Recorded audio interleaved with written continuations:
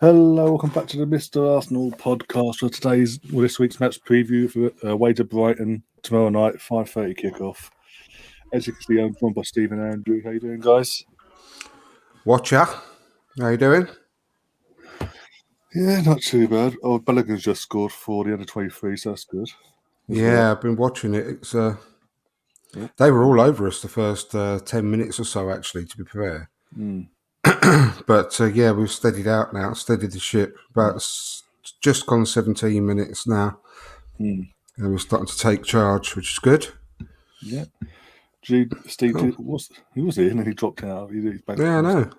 There we go. His man cave's obviously got dodgy signal today. So it's winter now. You all right, Steve-O? Yeah, not so bad. You guys all right? Yeah, good. How's your week been, Steve? Then, yeah? Again. Just the three of us again. Cool. Yeah. That's what the crowd demands, mate. So, got to give them what they want. Well, you had the second 11 the first three games. Now you've got the first 11 again, haven't you? Yeah, exactly. Yeah. It's a bit So how's your week? Sorry, how's your week been anyway, Steve? Double derby as well. We've won back to back. I know it's all good, isn't it? It's a bit weird, isn't it? Twitter's very quiet these days with not seeing any Arteta out for ages. You've always got stuff to moan about, mate. You've always got stuff to moan about. Don't worry about that. One of them has anyway, but ignore him. So even when we could win 6-0, you'll find fault in something. Yeah. But anyway, it is what it is. But yeah, as I said, we're literally looking forward to tomorrow night's game against Brighton, which will be, to be honest, a tougher test than what that lot gave us last week. And we're feeling going into that 3 wins on the bounce. 4 of you include the Wimbledon game as well, and we're scoring goals. If they turn up like they did last week and start the way they did last week, I think we should be all right. I think what's going to be the same 11. Probably Xhaka, Lokonga for Xhaka. I think go with the same 11 players. I think. I mean, obviously Xhaka being injured, he looks like he's going to be out for the best part. Well, rest of the year, isn't he? Which is a bit unfortunate. January, yeah. But yeah, so give Lokonga and potentially Maitland-Niles a chance to establish the starting position, isn't it? Definitely does. Yeah, definitely. I mean, it's going to be pushed. We've still got El Neni in the background as well.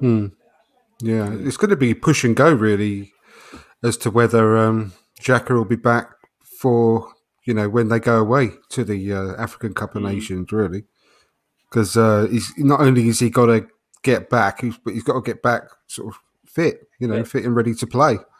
So I keep my fingers crossed for that one. We'll need him in January. When is it January? Was it end of January or beginning of January? When is it? Most of January, I think. I say just after halfway through. I think second or third week he'll be back, available anyway. So what they're away to pretty much most of January. You've got to write off, really, haven't you, for the people that are going there? So you got Party.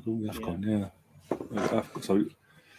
So we'll really, it's going to be a big month then for touchwood, no injuries wise. Sambi and Ainsley then. Yeah, because El Neni will be going as well. Yeah, for Egypt and parties got So that's hopefully get off to a good. Hopefully they've got plenty of time to sort themselves out and get form sorted individually and all that. We've got to hope that Jack Wilshere starts really hitting some form in training. Yeah. give him a 6-month contract. Could almost be written for him, couldn't it? Yeah. Things fall in place. But hopefully by then we'll be like 12 points clear, so we can probably afford to, drop a few points in January, can't we? Yeah. And Steve's saying he wants to win before he obviously got international break after this, so he wants to win. He doesn't want a draw or a loss. He wants to go out and win. That'd be all. It's sort of some of this little period that we had, hasn't it? As well, some of this little period we've had as well since the last international break. We've won every game, touchwood, so far. Yeah. Whereas before, it's literally losing everything we've fucking touched in the league. Well, we're the only team that won every game during the month of September. And Arteta's been obviously nominated for Manager of the Month as well. I know, he's going to win it, and I really wish he wouldn't. Because look what's happened since. Yeah, ain't won a game since. Well, apart from that penalties against Wolves in the cup. That doesn't count. They drew that game technically. In 90 minutes, they drew a game. They should have lost. Oh yeah, and they won against like FC Vacuum Cleaner or something yesterday as well. And even then, they tried going with a weaker lineup and had to bring on the big guns after half time. after going 1-0 down. Unbelievable. Big club and all that. I've pissed some of them off anyway today. There's a fan channel earlier, and literally it was online. It was recommended on my homepage. I was like, okay, know what? That's for the bands. Went on there. A few others, a good veteran was on there in the chat. And I was like, okay.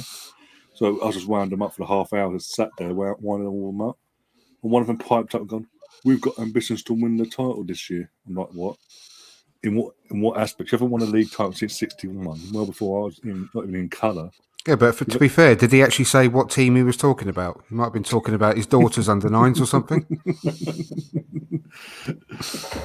Leicester as well. Leicester lost last night. Just what was it? Legia Warsaw. Was it Legia Warsaw? Yeah, Poland. It was in Poland. Yeah. They're having a bit of a dodgy start as well. And everyone was calling, obviously when Emery got sacked, pretty much everyone was calling for Brendan Rodgers to be hired, and all of a sudden, they're all slagging him off. Most of them people anyway. Gary in the chat as well, saying hello to us. How you doing, my friend? Right, mate. Hello. But yeah, go back into the game itself. I mean, going into a bit of form. If we're basing things off the last game we both played, we should have a bit more confidence because obviously, they scraped from 1-1 draw and they didn't deserve it. Brighton against Palace. Come on, sorry. But they were poor on Monday night. I watched the game back and they were absolutely appalling. From everything we've been hearing about them, they didn't pull up any trees and they got lucky at the end. But it is Brighton. Since they've come up, that's been a difficult place to go to. Their match has been a sort of a bogey ground of all the teams that have been regulars in the Premier League for the last how many? About 4. I mean, they've been here 4 years now. Yeah. Yeah, must be. Yeah. Well, mind you, we did the double over them last year, so any kind of hoodoo should be put to bed by now, and we've got a better team than we had then. Got a stronger team, yeah. But and you've got big teams like that, haven't you? If you want to move up the league, you've got to beat exactly mid-table sides, haven't you? Yeah, absolutely. Exactly, yeah. We could be top 6 by close of business on Sunday, couldn't we? Potentially, if things go our way. So. I mean, we've got to give them some respect. Or even if we win tomorrow, we ain't going to go above Brighton.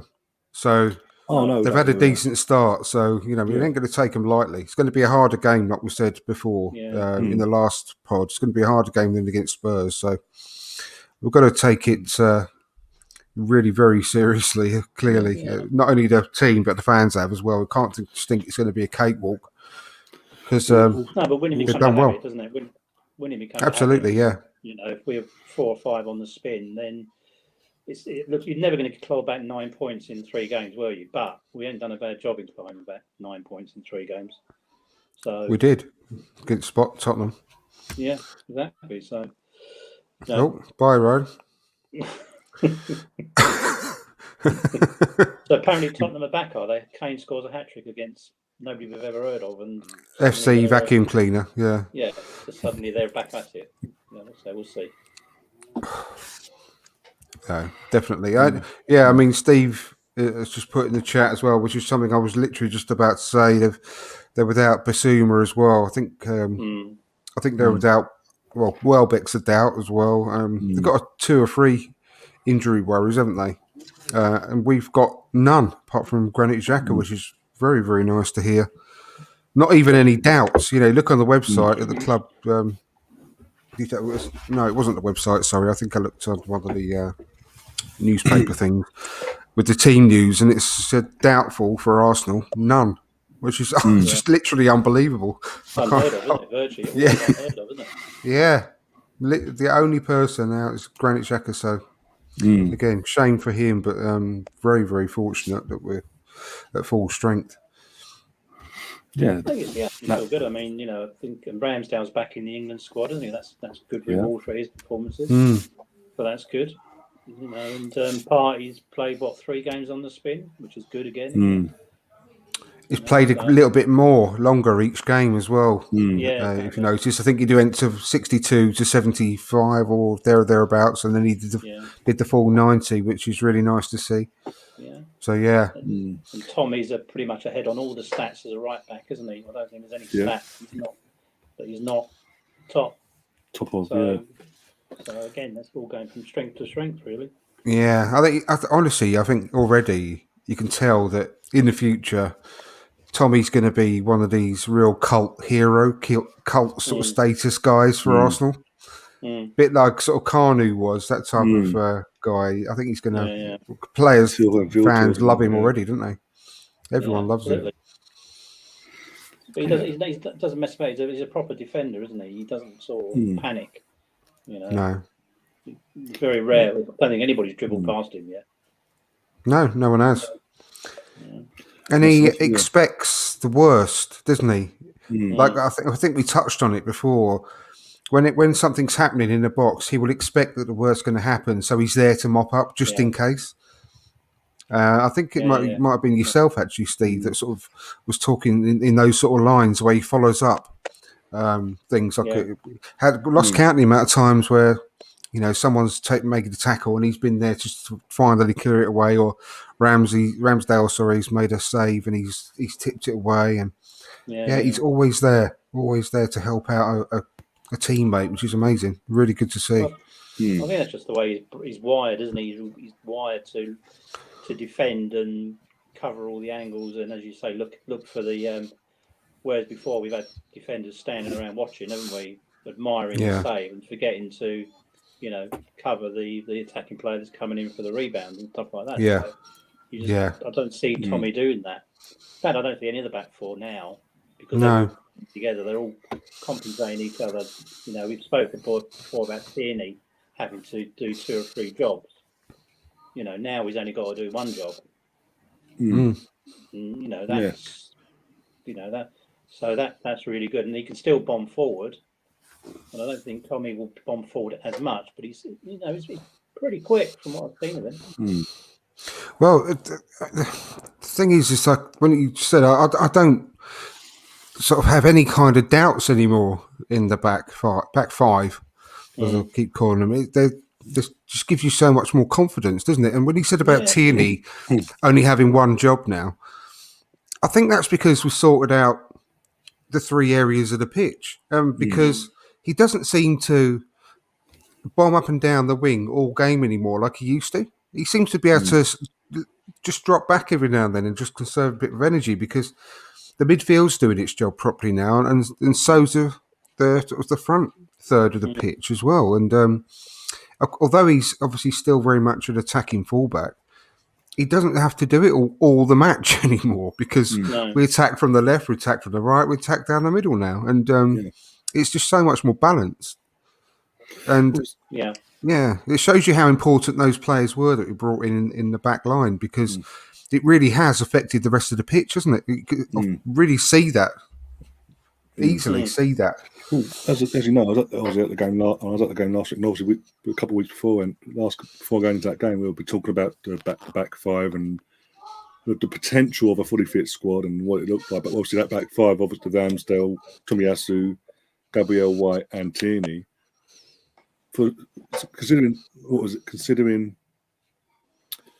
Tomiyasu, Ben White, and Ramsdale, 3 of that 5 have only just arrived at the club. There seems to be already an understanding between us. Like they know their strengths, their weaknesses, and the communication is key as well. And it looks like it's working at the moment. I mean, that Ramsdale save last Sunday, we hit put something to the crossbar, and Tomiyasu straight away reacted and got it out for a corner.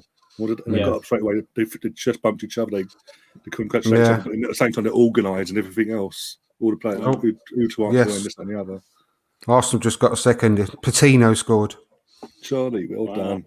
Charlie Patino. We're home today as well, aren't we? At the end no, it's not. It's not Patino. He normally wears number 8, but he's not wearing 8 today, obviously. Who's wearing number 8 then? Okay. Patino's running with the ball now in the replay. He's number 10. We'll change it around a bit, but he's got an assistant. Yeah, that's good. Either way, it's good. It's a winning. Nice goal. I think we were Really talking well-worked about, goal. just going off topic there, we were saying the other night, Andrew, in the women's watch along, but briefly touching on in the 23s, we saw last season what the sort of debacle that was going on there with Steve Bold, with all due respect. It was going downhill. We only just stayed up in that league.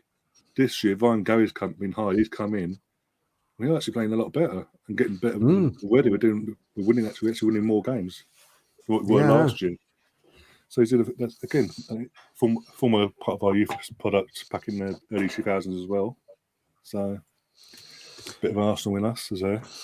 Well, we like I said before, we really weathered the storm in this because I've got it on my phone on the bottom of the screen, so I'm watching it whilst I'm talking. But it's we really weathered the storm in the early parts of the match. But you can see, I mean, we're playing really well now. I mean, we really have changed. It just shows you how stale we went under the legend that is Steve Bold. I felt terrible having to, criticising him last sort of season or so, as you know I was. But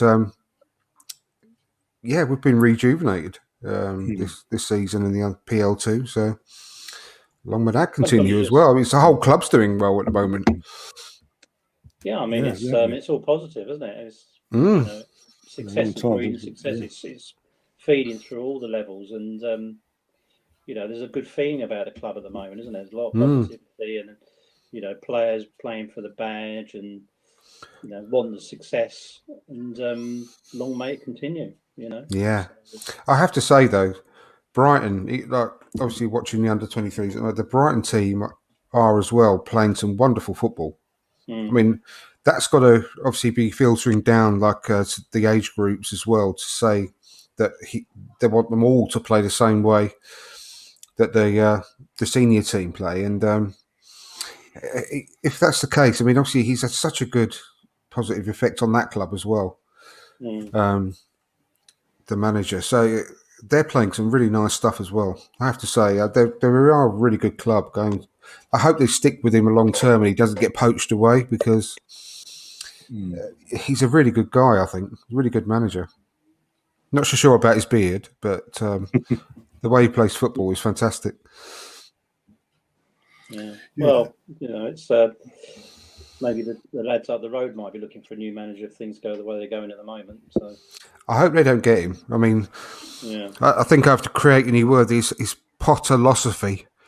It's football Potterlosophy, Graham Potter, because it's really good. I'm enjoying watching this game as well, and I think it is going to be I mean, we've had a few comments in the chat tonight saying it's going to be a tough game, and I think it really is tomorrow. I think we're going to have to grind it out. Like it's going to be. I'll be very, very happy with another 1-0 tomorrow. That's what I've been. That's what I've been saying pretty much all week. We're going to get a huge test against Brighton, bigger than we got against Denmark down the road, men or women wise, or on the 23s. Oh dear. I mean, that's, as I said, there's no easy games anymore, is there? So no, we get a result against Brighton, that just pushes it onto another level, doesn't it? Yeah, definitely. Go into the break. Hopefully, we don't pick up any injuries during the break, and then we can come back at it in 2 weeks' time and go again. I think, I mean, because we've got these international breaks, and this season especially, when we've not got the Europe, the European trips and everything. I think, as much as I hate these international breaks, I mean, they're going to be fantastic for the manager this year, Arteta. He's going to be able to do so much work in these 2 weeks. It's always like another mini pre-season for him. I mean, he's going to relish the time with his players, isn't he? Again, absolutely. In the next couple of weeks. We're not losing that many, are we? We're not losing that many to international football. No. So, I think it's can't really have any negative things to say, really. I know, first few games we were banging on about how negative, but now it's almost like it's just all positive. Yeah.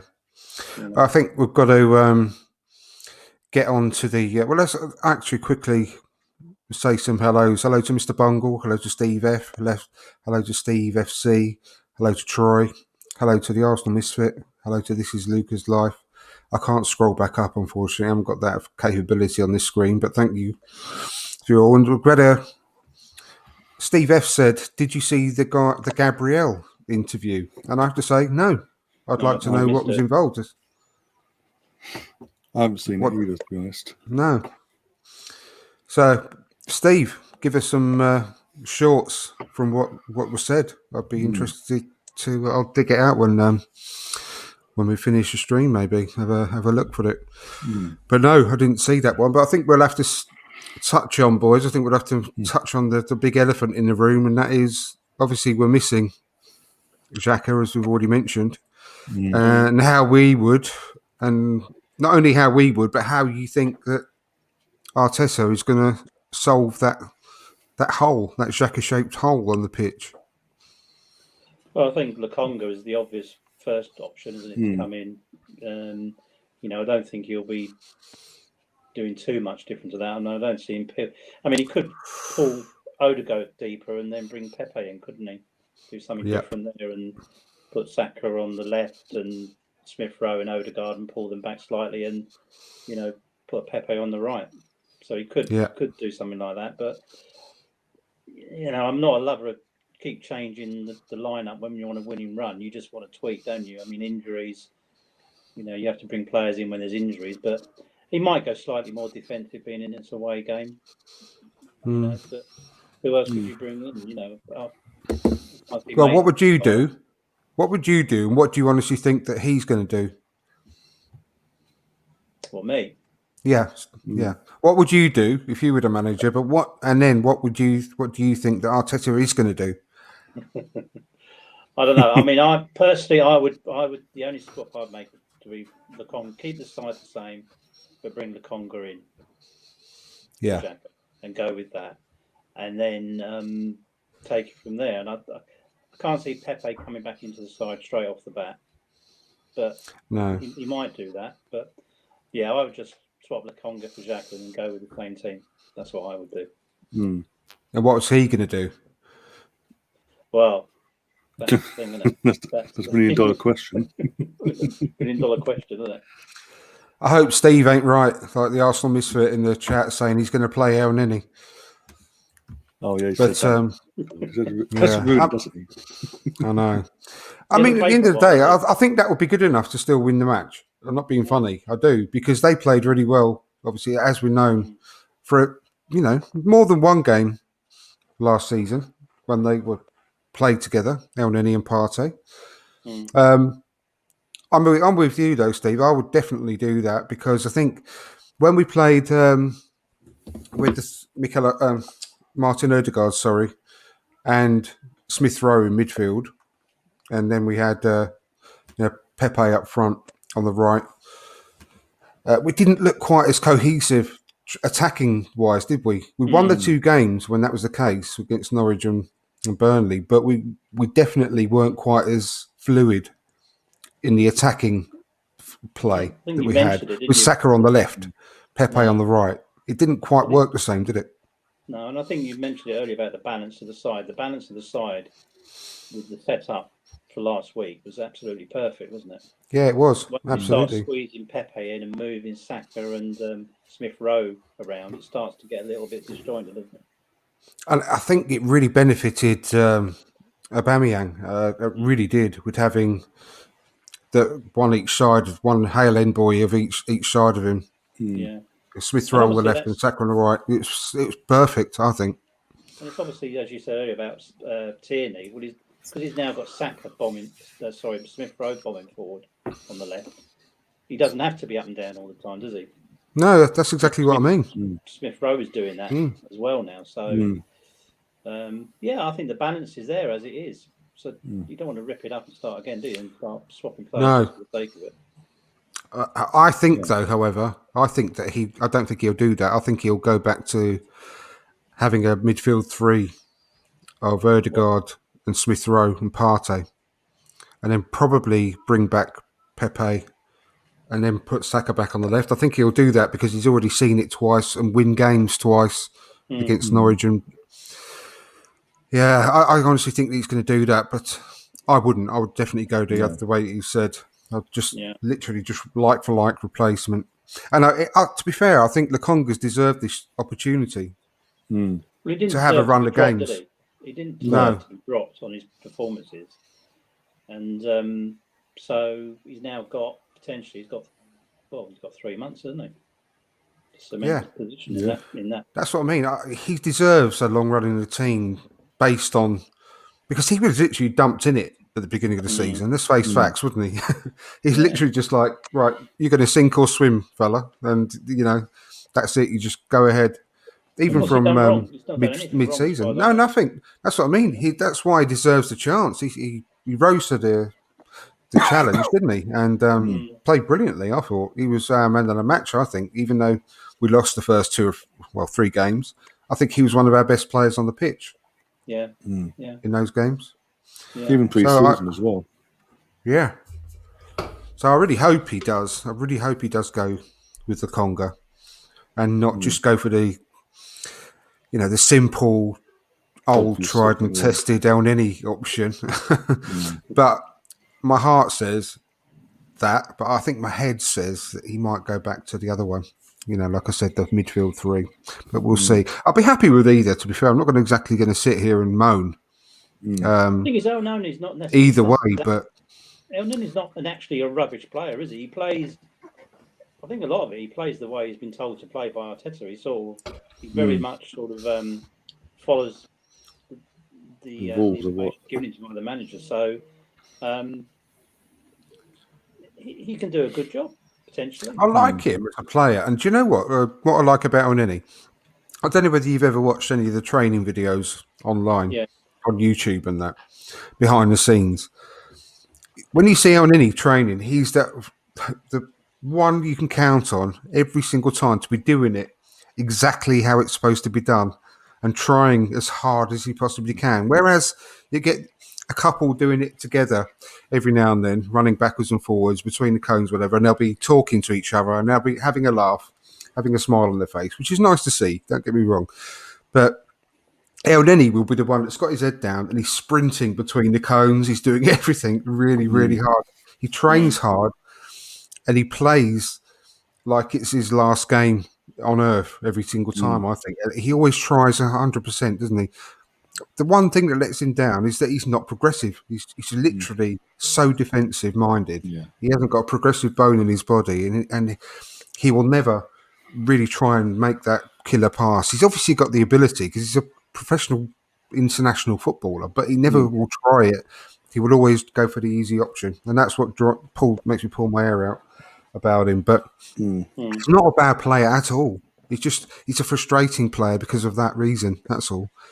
But I mean, he's been creative. He's scored some blinding goals, hasn't he? I mean, yeah. So he's obviously got a good technique, and I think maybe playing with better players around him with more confidence that will bring that out of him as well. You just don't want to get into that where everything goes sideways. No. And at the end of the day, he's going at the end of the season, so he's not going to be our player. So we should not invest too much time on him. Use him as an absolute emergency player only. But because why would you put him over and above Lokonga now? Why? Well, why would you do that? What message does that send to Lokonga that El Nini comes in again ahead of him? It doesn't make sense, does it? No. Not at all. Not at all. If players want to leave or they're going to leave, then don't, as you say, this isn't an emergency, is it, to bring him back? No. We've got other options. Exactly. And I would 100% make the Niles ahead of him as well. So he's fourth choice in that Ajaka position now, really. Yeah, definitely. Yeah, and it's like Steve says in the chat. Again, we'll all be looking at the team sheet when it comes out at 5 o'clock or 4:30 when it comes out. Be interesting to see who's on it. Yeah. I wouldn't expect too many changes. It's like Steve says in the chat as well. He says, isn't it really good that we have options that we're pretty confident that they'll do a good job? Again, when was the last time we actually say that? Yeah, absolutely. Yeah, and he's made the next comment that one there about because he had a great game. We all saw that, and that clip of him at the end of the match went viral when he was literally closing down in injury time at the end of the game, if you remember.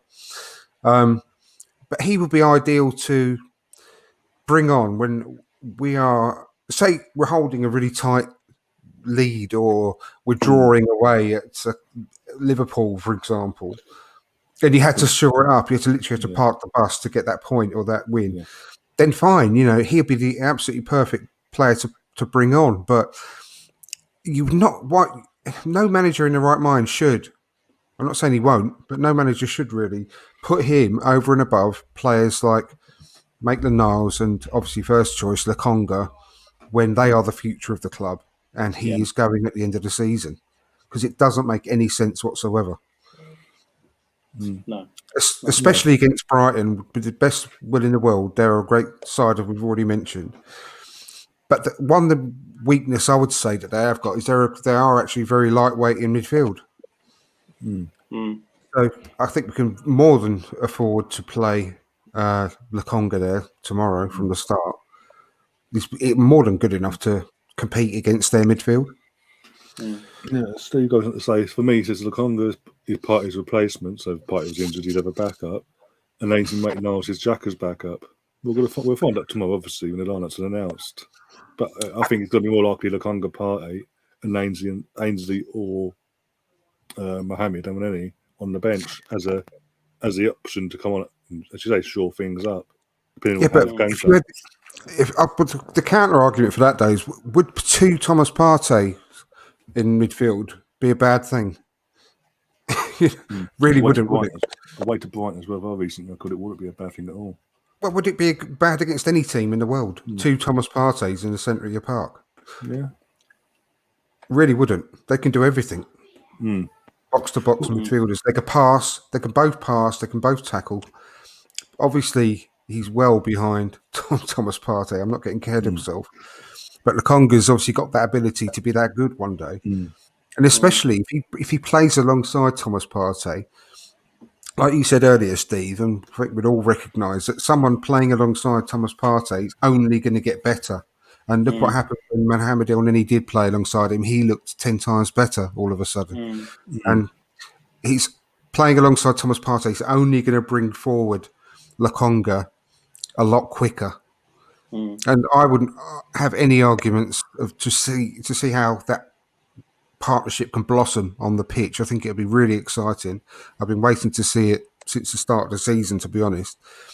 But I think if he was anywhere near as good as Thomas Partey, having technically two Thomas Parteys in the centre of Arsenal's midfield, I'd be absolutely over the moon with that. I don't think that they're not going to be able to play together for a start. Of course they're going to be able to play together. They'll be two brilliant players and that can do everything.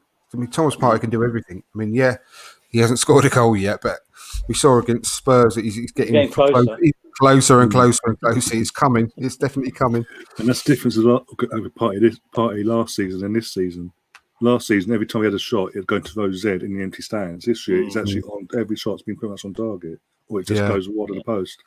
It was a great shot against Spurs. Unlucky, really. He's not a prolific goal scorer, midfield goal scorer, is he? No. But he's not afraid to have a pop either. Yeah. But he's not frightened to have a go, and it does sort of give the defenders something else to think about, doesn't it? When you can hit one from 30 yards. I mean, by a lot of averages, one will go in eventually, won't it? He hit the post in pre-season as well, didn't he? Yeah. The crossbar, or whatever. Yeah. And again, that's been a major critique of Arsenal in general for the last few years, since obviously you got like losing goals on midfield. We didn't have midfielders that were happy to have a pop from 25, 30 yards out. They want to pass it in and all that. And again, it's almost like they weren't allowed to, wasn't it? It's almost like they weren't allowed to. Well, there's that, definitely. That sort of infamous inside joke in the fan base of if a player had a shot from outside the box, they get fined. If it goes in or not. I honestly wouldn't have put that past Wenger. Something like that. I really wouldn't. But I think he's going to score earlier than John Jensen did. Put it that way. Yeah. Jesus Christ. See, I think I've still got my T-shirt somewhere that I bought outside the ground the day he scored.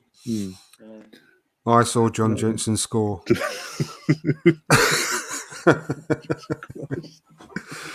Oh dear. No, and again, last week with football, obviously before Granite got an injury and all that, we had a fully fit squad, and we actually, for the first time, really got to see how Arteta wants these teams to play. how intense. I know it's North London derby, might take that into equation, but the enthusiasm from the players. I mean, Saka and Smith, as we've already touched on, they were phenomenal going back down both wings, and Aubameyang thrived off that. And Odegaard will dwell. Any space he had, he just got the ball. He ran with it. He didn't try and go past the side or something. He just got the ball and gone forward and looked for the progressive pass forward. I mean, he made a pass obviously to Saka at the first goal, and things. But so we're slowly starting. It wasn't perfect performance because, as we said, the second half we sort of dipped off a bit and sort of put our feet up on the beat, so to speak. We sort of went, okay, we're feeling up, we're fine now. We've got the point, just get out of it, basically. And that's the one thing he's got to sort of address with the players. I think, come on, I want a full 90. That 45 minutes against Tottenham, I want a full 90 minutes against anyone. And if he could do that, I think Paul Merson said this week, if Arteta can do that on a consistent basis with this squad of players, and obviously injuries and all that go in our favour, I won't be surprised if we actually do get close to top 4, if not just literally skipping there by the skin of our teeth. Yeah. Why not? Why not? You know, why not? So the next 4 games are key to that because, obviously, as we've said, the first 10 games of the season would have been there's a points part we need to reach. If the next 4 games we win against, obviously, Brighton, come back after the internationals, Palace, Leicester, then Villa. If we win them next 4 games, we're right in the mix already. And if you've got a bit of run, then that's what 7 games on the bounce. Then you would have won. Well, it's momentum, isn't it? Yes, it's all about momentum, isn't it? And winning games. Even if you get the scrappy 1-0, you just keep winning games, don't you? Just keep winning. And confidence builds. And it'll sort of prove, because obviously you've got one of our resident subscribers comes in every now and then. Cheddars, who's a Liverpool fan, said all season last year that being out of Europe would benefit Arsenal, and if that was the case, obviously if we do what we do, we do what we do, he'd be proven right. But then once obviously if we were to get Champions League, if we by some miracle we do get top 4, the pressure's on Arteta then to maintain that for next season. Obviously with a few distance here and there, obviously because obviously players going in and out. But that's the thing, though, isn't it? You build from strength, don't you? So the next transfers that will come, you can add to that side now, can't you? You can add another 23, 24-year-old to that side, whether it be midfield or forward or, another, defensive midfield player. So you're looking now to get the next Xhaka, aren't you? But a 24-year-old version of Xhaka, and then you're trying to replace Ewaneni with another 24, 25-year-old. That guy eventually, I think, will be Miguel Aziz. Yeah, may well be. But to full-time replace him in 2 or 3 years' time. Yeah, not yet. For the second half of the season, when it really gets important to pick up points, you want a bit more experience than Aziz, possibly. Yeah, but Sambi absolutely should play, like Gary's just said. Yeah, but you want 100%. Somebody you can bring on, don't you? You want somebody else of that ilk that you can bring on, not an El Neni.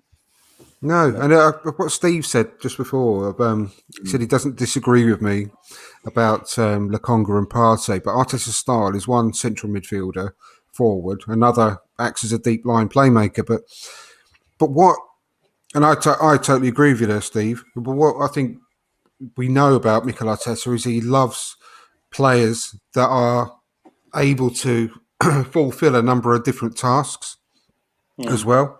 And I think that if they can get that relationship, then there will be a case where what we used to do, remember when Kieran Tierney was bombing forward and Xhaka would drop back into the left-back role. But if we could have 2 central midfielders that are hybrid players, box to box, can do a bit of absolutely everything, but do it very well, then when one does go forward, the other will naturally just drop back and vice versa. Well, so when the ball is breaking on one side, one will take it forward, the other one will drop back into that space. And I think Arteta, that's what he wants his players to do. So that's the way that I think they can dovetail very well. But obviously time will tell on Sambi because it's a lot of looking forward with Sambi and sort of guesswork at the moment. But I think we have got a good idea that the boy can play and he can play very well. Obviously, he's very close to being a Belgian international with the number 1 team in the world, international team in the world. So that's not a bad start. And obviously, being the captain of his last club, who are not a small club by any stretch of the imagination. So he's definitely got it. But if he can forge that relationship with Partey, that'd be a mouth-watering proposition for me. Do you think Arteta brought Sambi in to be a first-team player now, or do you think he brought him in to be a squad player now and develop as the season goes on, or do you think? I think it was more. Yeah, I think it was the latter. I think it was once it was made clear that Xhaka was staying. I think it was more the latter. Once that was decided, I was develop him for the season, and then next season see how we go from there, sort of build up from there.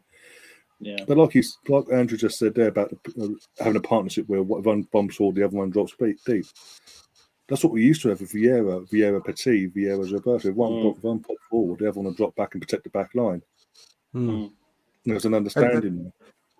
He wants all his players to be able to play in multiple positions. We've seen that already, and I think that would be the ideal scenario. I'm not saying that's it's going to be the case, but I could see that quite not easily, but I could see that happening in the not too distant future, where we've got two players like that, because obviously already Sambi's got a good stature about him. He's certainly not a weakling, is he, in midfield? He's tall and strong and powerful and quick.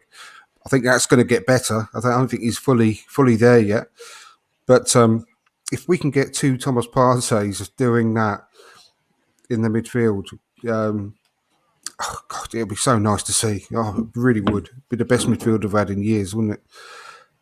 Really would. Well, we've got the best back five we've had in years. So why not have the best midfield we've had in years? Yeah. And you build from there, don't you? And the thing about these players is that they've all got good engines, haven't they? They've all got good fitness levels. So we don't see them fading as the game goes on. I mean, the amount of times we could see us being caught on the break, I don't see that at this side, because I think they've all got that defensive mentality with them to cover each other and be able to, recover when things go wrong, which I've not seen for a long time. You look at our age in back four before and midfield. I don't see that now. I just see fit young players that know what the job is. To do, really. Yeah, and they're young, and then as you keep saying, especially that back line, young and hungry. I think the oldest player is Tierney. I think he's 23, 24. 24 now. 24 He's the oldest, yeah. So he actually has a young, and obviously they put Ramsdale there. He's 23, I think, as well. Something like that. So it's a very young back line. But did you guys listen to the Lee Dixon interview on the Arsenal Vision podcast? I haven't yet. I've got it all set up ready for later. Yeah, Elliot sort of touched on that. Could they, become and grow into like our famous back four in the future? And obviously, Lee said it was all about, depends on what they're going to be doing on training pitch for a start. And they need to be drilled 5 days a week on the training pitch. However, he said that they were all around that age when they started. That famous back four, except Tony Adams was even younger, I believe, at that point. He started obviously late 80s and he was already captain. But Lee Dixon himself was 23 when he came in. So was Baldy, was around that sort of age as well. So they were literally all around that sort of age group. So, like I said in the last show we all did together, I think the best case scenario, they could potentially be our back five for the next 10 years and become a defence that was, I'm not saying they would ever be as good as that, but maybe the best case scenario is they will be that good if they could all stay together. No reason why. It's in their hands, isn't it? It's in their hands. They're all on long-term contracts. They've all got the right age. They're all physically fit. Why can't they just carry on? It's just a question of, when you have to bring in replacements through injuries, are we going to be bringing back Mari and Holding, and can they then slot into whichever position they've got to pick up? I'm quite confident that Tavares can deputise for Tierney going forward, and Maitland-Niles might have to be the backup right back. Yeah. Excuse me. Tavares is another one that really excites me. He doesn't obviously get a mention because he's not a starter at the moment like the other ones are, but honestly, he should be absolutely amazing to work with as a young player at his age. He's got everything you want. He really has got everything you want in a player, especially at fullback. I mean, his potential is frightening, absolutely frightening. If he gets the right training, which I've got no reason to think that he won't, but if he can get the right training and really learn that role properly, what a player we could have on our hands there long term. Really good player for the money. Honestly, we're not going to lose money on that kid, regardless of what happens. Whether he wants to leave next year because he's not getting any football, we're only going to get more money for him. But I hope that doesn't happen because I think he's got a big future as well. I think all 6 players we bought. I think all 6 players we bought, values have gone up. Oh, 100%, yeah. But there's no doubt that because of the age, they've all gone up in price. Not that it's obviously, but they've all got a resale value. Whereas before, we're buying in players that don't have a resale value, and that hits the club in terms of buying more players, doesn't it? So we've still got quite a few players on the book that we've got to find a way of moving on, haven't we? Yeah, definitely. And, well, the Assembled who's just asked a question about Sambi, saying who recommended him, and I heard it was Henri who made the call. It was Henri first. Vincent Kompany, he's the one who's obviously his manager. He said he's already the best midfielder in the Premier League when we signed him, didn't he? Probably a bit pushed too far at that point, but that's a high praise coming from him. And obviously Vincent Kompany making him captain, that's really impressive. We all know what captain he was like at Man City. Yeah. But Henri was the one that pushed him forward to us. So. He's just got to get a run in the side now, which he obviously will, won't he? I hope so. I really do. I think that what Steve Steve said he agrees with me that he thinks that Arteta's going to go back to the 4-3-3 because I've got a sneaking suspicion that that's what he'll do. But I really do hope that we get to see that a run of games that so they can start building that relationship, Partey and the Congo. I've been saying that since the start of the season. It really excites me, that possibility of them playing together. I really want to see it, but it's only time will tell tomorrow whether we will or not. Yeah, albeit Scunner in the chat is saying, there's too many years teams have capitalised on Arsenal because the players didn't care enough for the badge or the shirt, whatever. This current crop of players seem to be the complete opposite, going back to the old school of they know what it means to play for the badge, the shirt, and what Rocky and obviously Adams have said for 30 years. Remember who you represent and all that. And then remember the names on the back. But with that, again, since Arteta's been obviously hired all like 20 odd months ago, on and off, I've said what's going on at the club since he's been hired has been very reminiscent of when George Graham took over, in the aspects of there's a lot of experienced players that weren't turning up for us. We'll put up performances at an all-time low as well, consistently. And we went down, and George Graham went down this route of using some of the youth players, as we know, and buying young, hungry players, as we're doing now, and having a couple, and losing literally 1 or 2 players of experience that you inherited that wanted to play still. And eventually, obviously, went on to reap the fruits of it.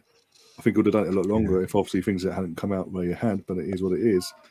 Again, it's very reminiscent on that side of things, very reminiscent of what happened back then. Obviously, times have changed. I'm not going to say now, in 2-3 years' time, we're going to win a league title.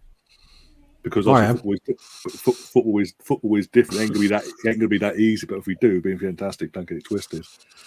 No, I mean, the other thing that Lee Dixon said was about where the players come from, as well. Like, the signings that we made at the time, it's not always going to happen like it did back then. But obviously, we've got him and Baldy from Stoke, got Winterburn from Wimbledon, we've got Perry Groves at the time from Colchester and all that. But if you look at the players we've bought this summer, they've all made a step up as well. Discount Martin Odegaard because he obviously was struggling, wasn't getting any home there at Real Madrid. But discount him and where he came from. All of them have made a step up and they're desperate to play for Arsenal. And that's a really, really important thing for me. I think Odegaard probably just about gets in that bracket as well, because he could have gone to quite a few clubs probably, but ultimately he wanted to come back to Arsenal, and that says something, And the young players, they all want to play for the badge. They're not at the end of their career looking for a paycheck. No, they're at the start of their careers, aren't they? Absolutely, yeah. And the fact they can all grow together, I think it's brilliant. Really, yeah, I do. Why can't we win the league in 3 years' time? Yeah, absolutely.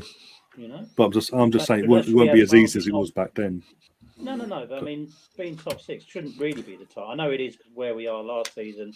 Top six would be an improvement. Top 4 would be an improvement. But what this team in 3 years' time with a couple of additions, because let's be honest, I mean, Aubameyang probably won't be the lead striker in 2-3 years' time, will he? So there'll be hopefully Martinelli will be. Yeah, so there'll be somebody else that will come through, and we will challenge. We will challenge, without a doubt. I'll be honestly, like the way things looked. Obviously, we're all going by if buts and maybes at the moment in the sense of consistency. Now that's the thing that let us down last year was consistency in terms of the positive sense. If we could put that together this year, and obviously we do achieve 5th or 4th or whatever, if we do that and obviously push on next season, no matter what, onto another level, I'll be surprised if we're not competitive and pushing for a title 2 in the next 2-3 years. I'll be surprised based on that. Yeah, me too. Me too. We're not going to have massive gaps like 30-odd points like we've been having the last few years. That's not going to happen anymore. I don't think. No. But I mean, one thing we do need to realise, I'm sure, that with this crop of young players, with all the excitement and the potential, we are still going to get some bad results across the way this year because they're young, obviously. But we just need to back them because that's what we've all seen, the difference, the atmosphere, the fantastic atmosphere this year we've had at the Emirates, and what difference it makes. And getting rid of the negativity and not booing them every 5 minutes when they put a pass astray or something like that.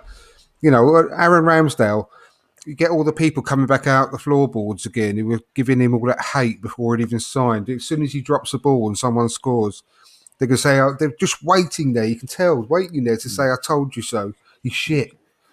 That's what's going to happen. I just hope that the fans can properly see the project now.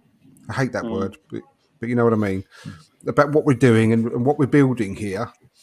And they just back it, and just when we have a bad result, that's when we need the support even more, I just wish that would happen. But I know I'm living on cloud cuckoo land, but that would be so lovely to see, wouldn't it? And they actually back these players for once. I think when we lose a game, we won't lose a game through not having any effort, not turning up. We might lose a game because we just come up against a better side on the day and the ball didn't go our way. That happens. But what you don't want to see is teams giving up and not having the passion. I don't think you'll see that on this side. They'll give it 100% even when they're behind. Yeah, and exactly. That's what for the last few years, even under the last couple of years of Wenger, that's what when we were losing, we're complaining because we weren't seeing that. We're seeing players just turn up for the paycheck and piss off. Basically, they weren't really invested in the club itself. They were just happy to just being. They weren't even happy to be there. Just like, as I said, getting a paycheck and getting out of there. And there was a vote in that club. It's taken a lot of time, but it looks like we are getting rid of it slowly. I mean, how many times have we seen games like the Tottenham game whereby we've been miles in front, we concede a goal, and suddenly we collapse? All the mess, shambles. The shots flying in. We end up not winning the game. Didn't see that. No, and to be fair, a lot of the time under Arteta we haven't. Even last. Exactly. Was it not last? Thinking, when was it? Going back to, I know it was around the sort of the cup final run. We had that mental game against Liverpool. Do you remember where we somehow won 2-1? We were all backs to the wall game. Scrappiest game ever. Even going right the way back to then, and that the cup tie that we spoke about last week against Leeds, not long after he started.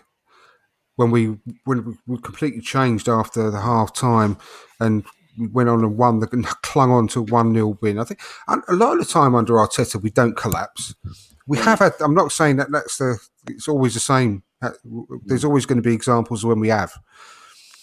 But a lot of the time, we have seemed to have that bit more of a backbone, and it's been growing quite nicely. And totally right, though, Steve, because when we conceded that one goal, I know we had a couple of pot shots here and there, that amazing save by Ramsdale, but that's going to happen. I mean, they're going to be playing for pride in the second half, and trying their hardest. But I didn't feel under any stress at all that we were going to lose that game or that they were going to come back. We saw the game out quite professionally, I think. So I don't get that feeling at all anymore. We're definitely not a pushover anymore. That's sort of been packed away a long time ago, as far as I'm concerned. And with the players that we brought on, 3 massive, big, strong, fast, athletic players. It was really good, I think. It was really encouraging, the strength of the bench. And go back to that question you had on the screen for a little while about Martinelli, Saliba and AMN. Have they got a future? If to be fair, if Saliba doesn't get a chance, someone needs sacking in the club, because as if that player don't need a chance in the team. Of course he does. Well, did you want to see him last night? The Kips going out of him last night, getting a scrap with Van Hanel. Yeah, unreal player. He played brilliantly yesterday. But I hope he does. I definitely think Martinelli will. And I think we've had this conversation before about it's not just about the starting 11 anymore, is it? It's about having players, a full squad. I think he's going to play a lot off the bench this season. And I listened to the, I think it was the Arscast earlier on, and Tim Stillman made a really good point. He thinks that he's going to have that kind of role probably for the next couple of seasons, hopefully not quite that long. But he's in the Aubameyang in waiting for when Aubameyang finally does leave. And until that time, he's going to have a squad role and play all the cup games when he can. And when we get back into Europe next season, playing all the European games, etc. But he's being groomed, if you like, to be Aubameyang's success. And I agree with that. I do. We can't not play Aubameyang at the moment. He's our captain and the biggest earner, and he's going to have to wait his turn. But I think that he's going to play a lot off the bench this season and play a big part, because he can be a great player to end a game and win a game when we need him to. And AMN, I really hope he does stay, because I think he's a really, really valuable player. And he's going to have a big part to play in January when the AFCON comes round. And if we get another injury, for example, somewhere, God forbid, he's going to play even more. So I think he's going to play a lot of minutes this year, AMN. I think he just needs to develop a position, doesn't he? I think we spoke before about AM. He just needs a position that he can call his own. I don't think he does. No, I think he's a utility player, and he is a utility player. But I still think he needs a position. I don't think he's ever going to get that, though. And I'm not just saying Arsenal either. Unless he drops down the leagues, I don't think he's going to get that anywhere. Because he hasn't. He's 24, 25 now. Yeah, he's such a good athlete. He is, yeah. I think he should embrace the fact that he's a really valuable member of the squad, where he can play in different areas. It gives him more and more chance of playing when we get more and more injuries, because he can play left back, right back, and midfield, can't he? And the wing back, both wing back positions. So I think he should embrace the fact that he's got that importance, because he should always be in the matchday squad, no matter what. And that's a really important player to have. Worth a lot more to a team than the money you could get for him, I think. And I think going back to Martinelli, he's just got to take his opportunities when they come along, isn't he? He's got to find a way. When he gets those 20 minutes at the end of the game, of finding a way of scoring and building that confidence so that he becomes the first choice, replacement for when Aubameyang goes off. Because, Lacazette's going to go, isn't he? I think that seems to be the word. And he's in the last year of his contract, isn't he? So Martinelli should be that backup forward, shouldn't he? So but he needs to start scoring, doesn't he? He needs to. But I think in this team he will, because I think the way we're playing now will give him that opportunity to play that. Definitely. get those chances. Definitely, yeah. And I think, it's because I've been guilty of it as much as anyone else at all, like that, about worrying about play. Oh God, how's he feeling? He's not playing. I'm always worried about he's going to leave. But at the end of the day, it is down to them to grasp that chance. And all of our players have, like, obviously Saka's the biggest one recently, who took his chance and grabbed it with both hands and made himself undroppable. And as yet, Martinelli hasn't quite done that. No. But he will, because he'll come on one game. He's bound to play against Leeds from the start.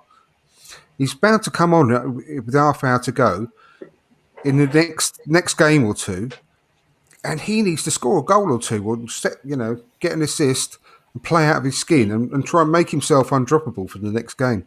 And so you can't always worry that the manager is treating them badly because they're not playing every game. You've got to put it onto the player as well to win that place in the team. He's got to knock the door down, and he's got to give the manager a decision. Yeah, you can't drop me. Exactly. Great way of putting it.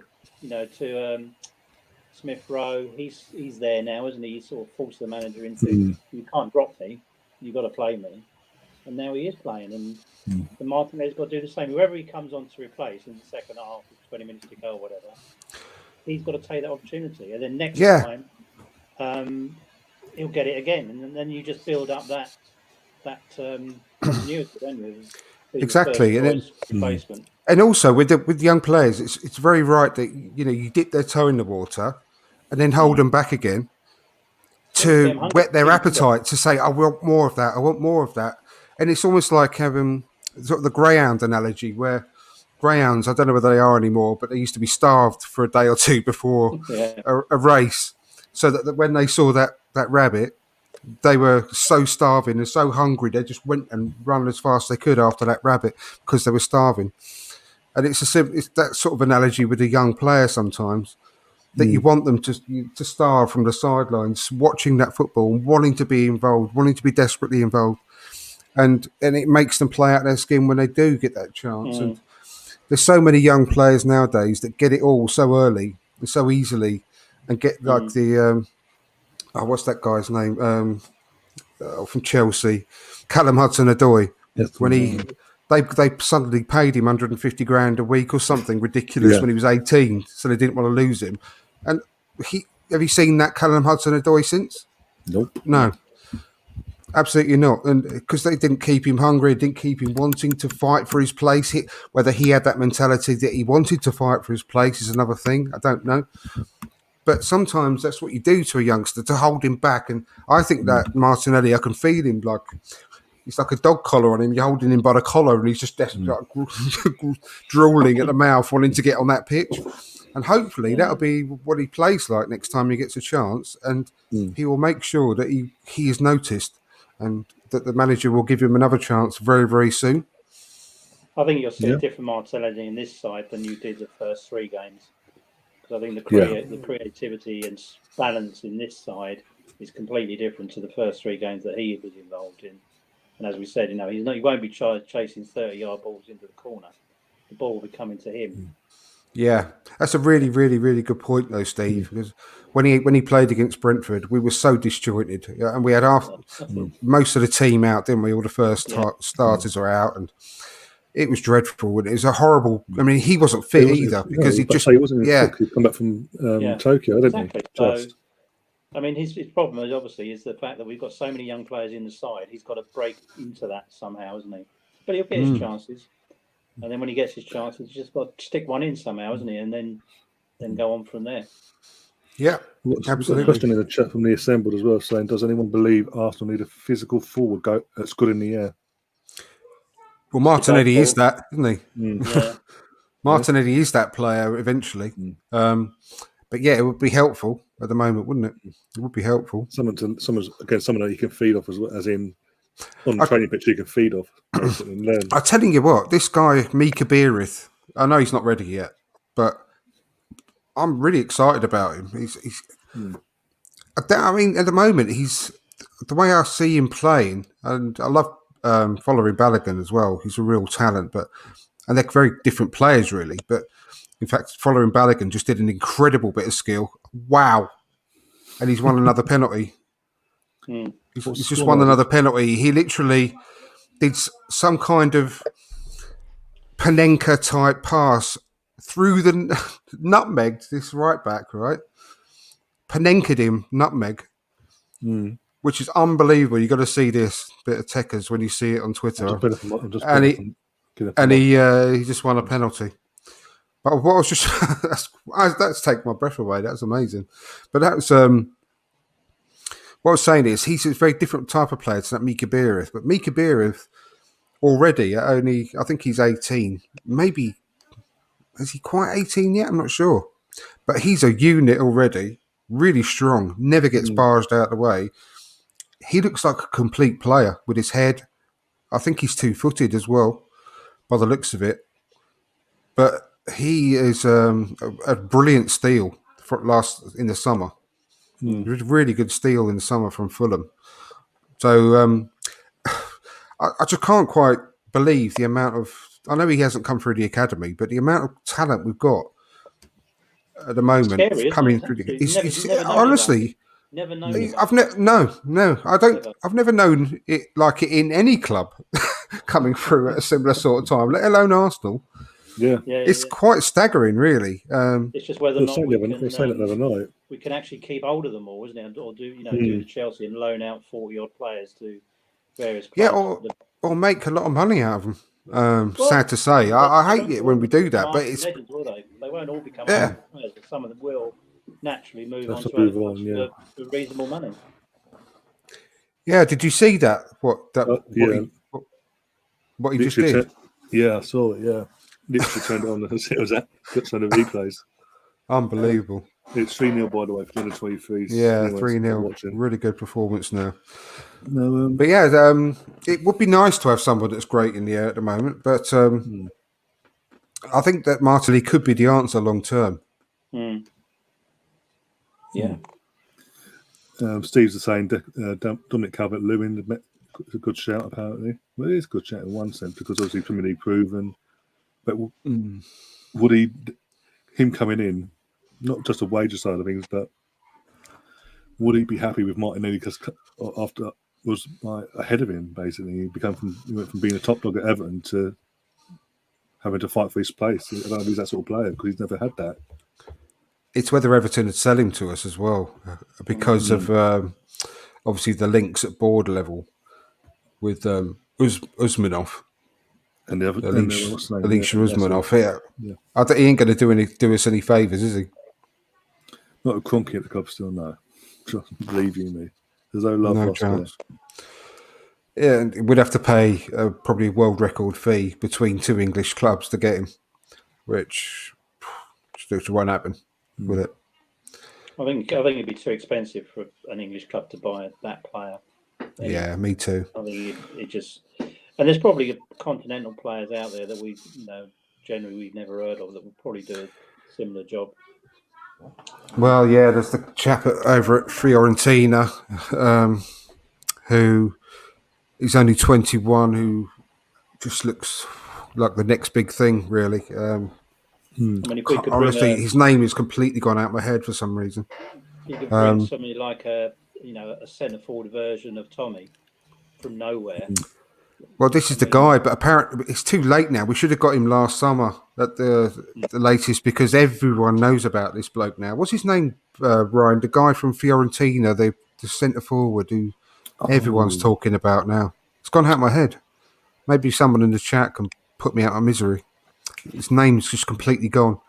But he's been talked about at 75 million now and all this. And we should have got him last summer before he became the next big thing. But there are players around. But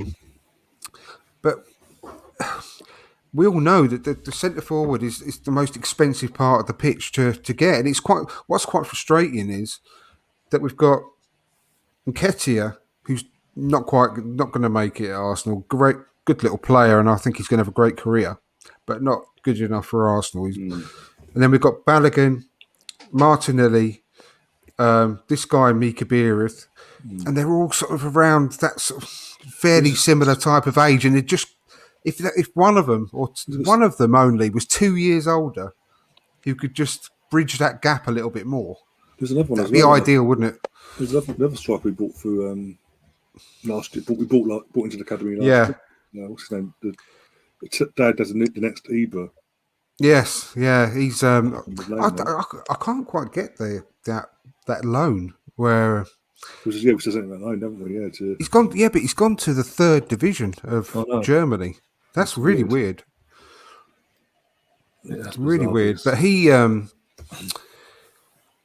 exactly the same bracket as what I just talked about. Like they're all a similar age, 18, 19, 20 mark, and we need someone that's around 23, 24. Just to bridge that gap for them to come through. And to go and buy someone for 70, 80 million quid when you've got that really, really promising, not just 1 or 2, but 4 or 5 forwards coming through from the youngsters, that pains you, didn't it? Because you know that they're going to be ready in a couple of years' time. One of them, at least, is going to make it be good enough to come through in a couple of years' time, 3 at the max.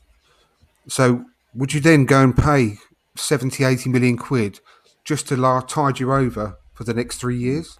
Oh, no, I think you're going to keep Aubameyang, aren't you? Uber's going to stay another 2 or 3 years, isn't he? So I think really, I don't know. I think you'd be better off keeping Uber as, and then developing the young players rather than bringing in another, striker, and then push them all down the pecking order, because they won't get the minutes, will they? No. At the moment, you need the players, Balogun and Martinelli, to get the minutes. If you bring another striker in now, they're not going to get the minutes, are they? Because if you go spend £70 million on a striker, he's going to play, isn't he? He's not going to be sitting on the bench. Exactly. So you're stuck between a rock and a hard place, really. So I think going with Odegaard for the next year. You could do with either Aubameyang or Lacazette being 2 or 3 years younger, or one of those kids being 2 or 3 years older. We haven't got anything in between. That's really annoying because we're in a bit of a tricky situation with our strikers. Well, that's why you've got to stick with what we've got. I think we've got to stick with what we've got and spend the money, if we've got that money, somewhere else. Yeah, I'm inclined to think so, because I'd say we'll probably get one more year. I'll get this season and one more out of Aubameyang. So Martinelli, Balogun have got 18 months to get themselves up to the level we need. Yeah. Because we've still got Lacazette to the end of the season, theoretically, haven't we? Yeah. I don't think he's going to get played any more than we. Again, I think he's another any emergency scenario person. Worst case scenario, yeah. Which is the right thing to do in one sense, because as you said, they've got a year left on their contracts and not staying. It's the same with Leno. He's only going to play now as a goalkeeper in the cup games and come to the league literally only if Ramsdale's injured. Well, I think this is another example of Arteta making his mind up, isn't he? He's now made his mind up that Leno is not the number one goalkeeper. It took him long enough to realise that. Yeah, but as we said, you don't spend that sort of money on a goalkeeper to be a number 2, do you? Oh, no, exactly. You don't put clauses in contracts. The fact is, now, it's all worked in his favour, isn't it, Ramsdale? It's all worked in. If we'd have won the first 3 games, he probably wouldn't be playing now, would he? He's still been on the bench, yeah, that's true. That's another thing, but talk about Leno. That was all part of Arteta's cunning plan. Yeah. It's so cunning. So cunning, you can put a tail on it and call it a weasel. It's the master plan. You're really showing our age, aren't you, tonight? No, but talking of Leno, obviously he's come out again and spoken out of rubbish. Basically, well, it's rubbish because it makes no sense. He's basically saying, I wasn't dropped based on my form. Arteta's the coach; he knows what he's doing. But basically, as far as he's concerned, he doesn't deserve to be dropped. Yeah, but being a shot stopper is not enough nowadays, is it? In being a goalkeeper, being a shot stopper is not enough, is it? If you look at them 3... Oh, my God. What a save by Karl Hein. What a save that was. Sorry. No, I'm just saying, I mean, being a shot stopper is not enough, is it? You've got to be part of the back four. feeding the ball and so on. That's what you want, and Ramsdale can do that, and he's a Yeah. good shot stopper as well. So it's a win-win. That's right. Well, I was saying to Steve F put in the chat, but we need to win. Andrew, can't wait to see how they develop. And I agree. That's what I mean. We're in a really tricky situation with the strikers. It's like I said, it's just frustrating that Lacazette or Aubameyang aren't 2 or 3 years younger, and one or two of the youngsters aren't 2 or 3 years older, because we're in that sweet spot. Well, not so sweet spot, bitter spot with our strikers. But it's really tricky to know what to do for the best. If you go out there and buy someone that's like the guy that I still don't know his name, from Fiorentina, complete. I'll look into it later. If you spent like 70, 80 million on him, what are you going to do in 2 or 3 years' time? I mean, I know that's not.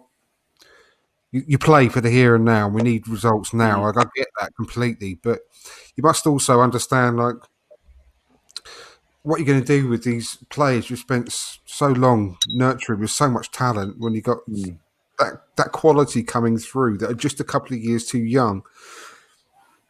You're literally not going to be able to play them at all. No, exactly. And the Assemblers was asking, does anyone know what's happening to the young goalkeeper Arsenal who's in pre-season? That's Arthur Okonkwo. He's the third choice goalkeeper this season. So basically, when it comes to cup games, he's a sub goalkeeper, basically. Unless he's injured, obviously.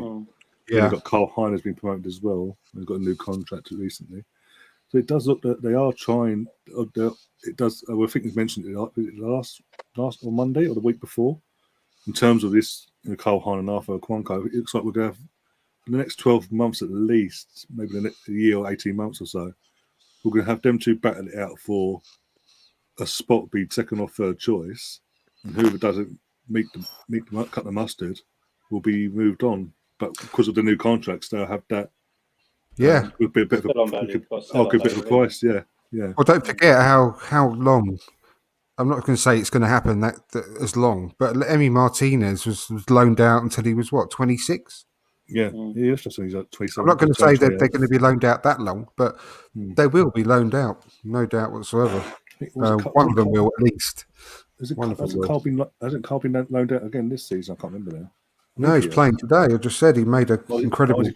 I can't remember because there was rumours of him after he's under contract, and if they went through or not. I can't remember. Yeah, obviously he hasn't. Yeah. He got a new contract with us. Yeah, he's playing today. I don't know whether Okonkwo's injured or something. Maybe he is. Maybe, but either way, yeah. But obviously, I think it is. It's as in now Ramsdale, Leno, Arthur. When he's obviously fit, then Carl. But obviously at the moment it's Carl being third choice. But obviously when he's not playing, obviously when it's the Premier League, he's obviously playing in the 23s. So he's still getting game time as well. So he's not like he's gathering dust, basically, so to speak. But as I said, I think with Leno's going to be gone in this time next year. Leno won't be with us. So yeah, so that means we'll bring in another goalkeeper in the meantime, won't we? Yeah. Which then means those two players won't get the number 2 shot anytime soon, will they?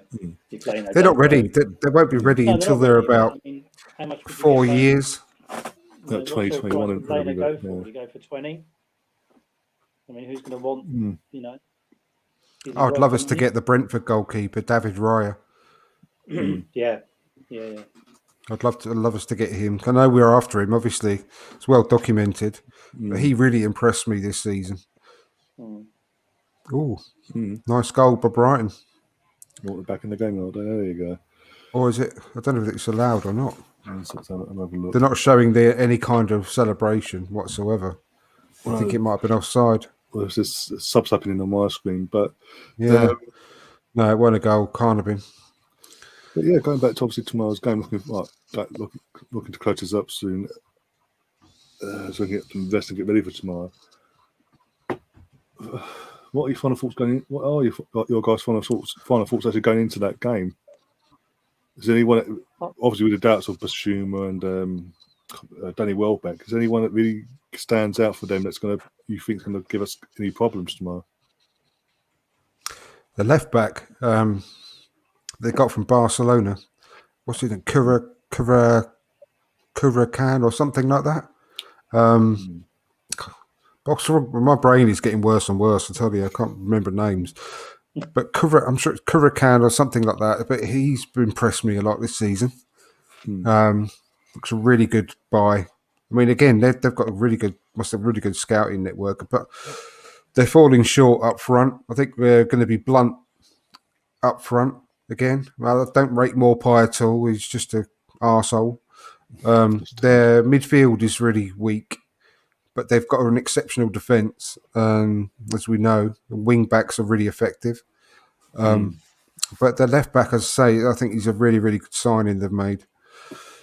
I just think it's down to us to break them down. I think they'll try and hit us on the break as much as they possibly can. But I'm really confident that our midfield and defence can withstand anything that they can throw at us. And it's just down to us to break down their defence, which we know is extremely strong. And but I think we will. I genuinely think we will. I'm really confident. I think we'll go for 1 or 2-0, which I'd be absolutely delighted with. I know it's a famous last words, but I can't see them scoring tomorrow. I can't. Yeah. And I think we will. I think we will score a goal against them. So I'll go for 2-0 personally. I think I'll go for the same. I think I'll go for the same. Really, I think we're on a roll. I think confidence is high. Depending on the side he puts out, I don't think he's going to make too many changes personally, but you never know.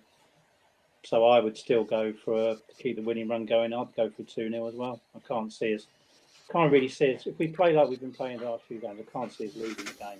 I really can't. No, I can't. Especially if we go again. I know it's not on the dot, but if we go with that same mentality, that same intensity for the entire, but not just for 45, but for the entire 90 minutes, I can't see us coming out anything but the 3 points and a clean sheet to boot. And that's again going because with how well Brighton have started this season. Because as we said, even if we win tomorrow, they'll still be above us by a point or two. So that'd be a massive confidence booster going into the international break, coming back from that. And we've got Palace at home, the return of Vieira. Then we've got was it Villa then Leicester or Leicester and Villa, one of the two, and then kick on from there. Really, plus we've got Leeds amongst that in the League Cup. Sorry. So we've got some big games coming back. We come back as well. And then we've got Man United, I think, in November at some point. But so it's going to be as I said earlier, I think Cheddars might have been right last year in the sense that European football would be a benefit to us. All those games are all winnable games by us, aren't they? Really. There's none of them. Even Man United doesn't really frighten me, to be fair. No. And also, what was it? This time last year, if we beaten Tottenham this time last year, we'll be going into the European game or cup game with that bounce sort of going into that after that game. Whereas we've got the North London derby this year, we've had it, won it, and we're still on that high going into the Brighton game. So there's no excuse there as well from the players. But yeah, we're interested. Be interested to see who comes in, how sets the team up, and who comes in to replace Granit. Because apart from obviously that position that position there, sorry, he shouldn't make any other changes to that 11 going based on last week. Unless there's a little concern for someone, don't make any changes. I'd go for the same formation, same 11, apart from obviously, as we said, Put Lokonga in for place of him. Go for that same formation, and go to, because they've got their fans there as well. It's got to be an intense atmosphere as well. But go for the throat and show them that and show not just obviously Brighton, but show the league that last week wasn't a one-off in terms of the performance. That now we are meaning to kick on. We do mean business this year. Yeah, well, I think it'd be a shock if we lost. To be fair. Yeah, I think he'll go with the 4-3-3, even though it's not what I would want to see, as I've already explained. I haven't got to go through all that again, but I think that I think that Arteta sort of gets into his head, which is right in a way, because if you do the same thing match after match after match, without changing it, which we haven't done yet, by the way. But if we did, when you're getting scouted all the time, then obviously teams get to know, they see you over a period of weeks, and they know how to counter you. But when you do something different every now and then, obviously they're left wondering what are you going to do that week? Are you going to do the 4-2-3-1? Or are you going to go back to the 4-3-3? And I think Mikel Arteta is that type of manager that likes to fool the opposition as to what we're going to be doing week on week. Whereas I think it'd be much more beneficial to stick the conga in Xhaka's place and play the same way we played against Spurs. Because it's not something that we've done regularly this season anyway. And I think it's the best way of beating Brighton, just quite simply. And I'd love to see it. Weekend. I think it'd be a harder game than last weekend. Yeah. Without question, but we were so much more fluid in attack with that formation than we were when we went to that 4-3-3. We just every time last week, again, North London derby, maybe, and all that might have a bit of a sway to how we were playing, but really that formation, we were literally threatening every time we attacked. I know it's Tottenham and all that, but still, for all the other games, apart from obviously all the other league games, we created chances, but we never done anything with it. Whereas last week we just went bang, bang, bang, and even then we could have scored 3 or 4 more before half time if we really wanted to. Yeah, I mean, the thing was Tottenham did actually improve in the second half, didn't they? They suddenly realised that they were being smashed and did actually start to play for the shirt a little bit, but by then it was too late. And we had opportunities to go further ahead, didn't we? We didn't take them, but and I think against Brighton, I think to a degree Brighton will sit back. I think they'll try and catch us on the break. We'll have a lot of the ball, and it's just a question of what we do with it. They'll definitely do that. They'll definitely try and catch us on the break. Yeah, definitely. But I don't think they will. No. I think it's going to be a complete clean sweep in terms of prediction. And even Steve saying it as well. I think 2-0 to the Arsenal as well. Well, that's it then. That's the result, isn't it? Easy chat. Yeah, it's all done. Might as well go straight into the post-match chat now, then, shall we? That's an interesting game, wasn't it? Yeah, Party stuck one in the top corner, 35 yards. What an amazing goal that was. Top beans, literally no keeper was saving that. Not even our goalkeepers would save that. Oh dear! He watches his own, doesn't he? If he does that, I was freaked out and I was watching along. Oh dear! Gary in the chat 1 sec is saying Arsenal haven't played the same 11 yet this season. Well, obviously we can't say we've played the same 11 as we already touched on last week because obviously Granite's injured, so we have to make that slight change as we all touched on. But apart from that, that's hence why I'm saying literally. Apart from that, stick with the same formation, stick with the same other 10 players, and go for it. And again, not just so Brighton and their fans that we mean business, but show the league. Because even after we beat Tottenham and convinced them, it was convincing in the scoreline and it was convincing in performance, even though we did drop off a bit in the second half, but we still did a professional performance in that second half and saw the game out. We were still getting slated in the media on Monday morning. It's a deflated Tottenham. It's only a deflated Son against somebody else. So it's like, give us some bloody credit, for fuck's sake. What have we got to do? We've got next time we play, we'll beat them 6-0 when they're in the top pomp of their life, basically. It doesn't mean much for Tottenham, but still.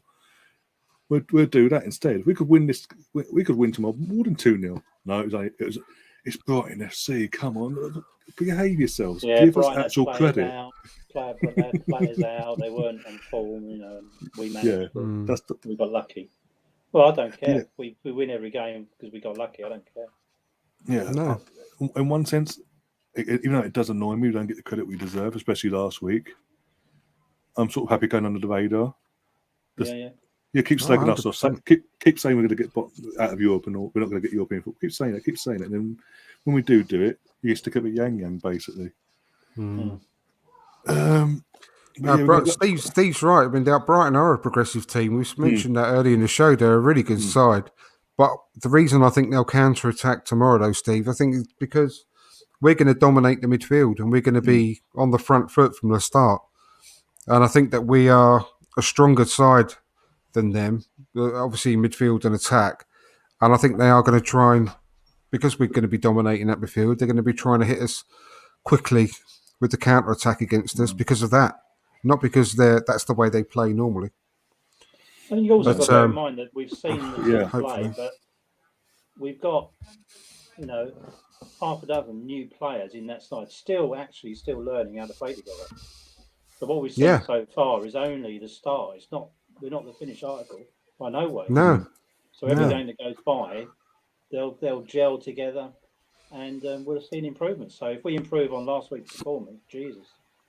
Yeah, and I think with that, we're going to wrap things up now. And obviously, because Andrew's got to go and Steve's getting dark, because I know you've got to go back indoors. Steve, I keep meaning to say, and don't take this the wrong way, because you're a much better looking person than him, but you remind me of Greengrass from Heartbeat. Cheers. Because of the way you're sitting, you look like you're sitting in a shed, like with your my man cave. With the corrugated roof. Yeah, that's the reason. With your white beard, you remind me of Greengrass sitting A couple of weeks down. I'll be in the bed. I'll be in the bedroom when it's a bit warmer. Yeah, I was say you can't. This is the summer location, winter location. Won't be indoors in the warmth and heating on. Indoors in the warmth. But yes, with that, guys, in terms of the podcast, we're back. Obviously, the aftermath podcast of this will be out on come back on Monday around the same time that we've done tonight. With obviously Steve and obviously with Andrew's around, obviously he's more than welcome to come back on and try and get a couple of other guys on. And tomorrow we've got obviously double, not just covering the men's team tomorrow. We've got to cover both games because they both kick off literally within 15 minutes of each other. For fuck's sake! Well done, BBC. In your infinite wisdom, I'm trying to get people to watch more women's football. Yeah, Arsenal playing. But that's when they play at the same time. Okay, loads of yous, aren't you? Fucking idiots.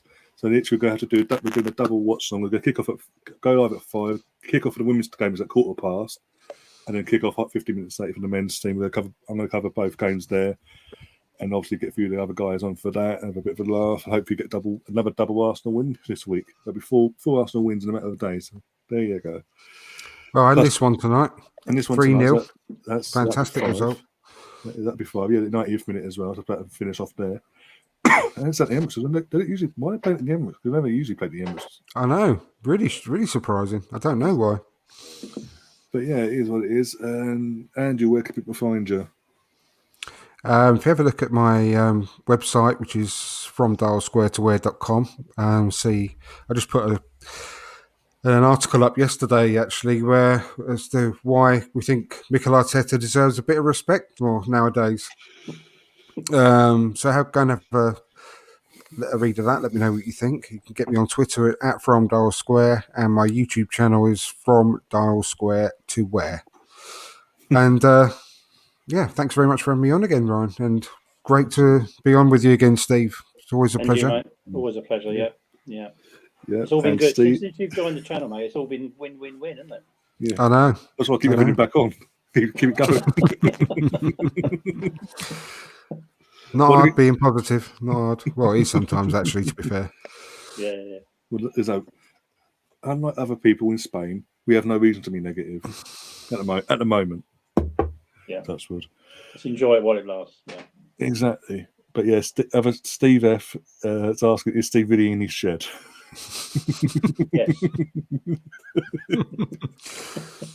He's got some potting. He's got your little plants, your little baby plants there that you're potting afterwards, aren't you, Steve?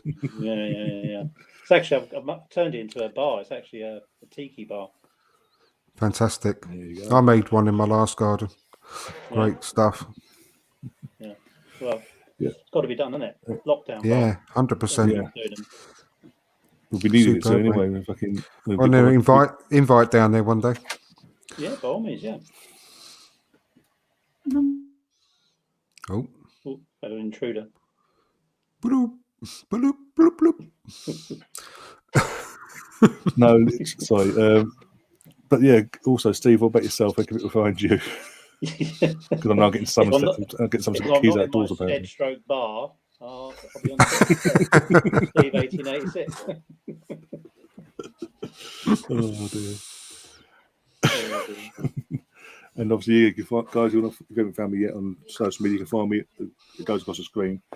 But Twitter, Mr. Arsenal 89. Obviously, if you're new to the channel, you've enjoyed all this, and you want to come watch the stream tomorrow. As I said, a couple of the men's and the women's game tomorrow. So, even more reason to come and, because not many channels will be doing that, because most Arsenal channels are concentrating on men's, so that's what it is. But you can subscribe now, it's completely free, and literally subscribe, turn the notification bell on so you don't miss a second, and we'll see you tomorrow. And then that'll be, as I said, going live around 5. And until then, guys, enjoy the rest of your evening, and we'll see you then, as always, up the Arsenal. Come on, you Up the guys. Arsenal. Come on, you Keep going, gunners. boys. Cheers, boys. Take care.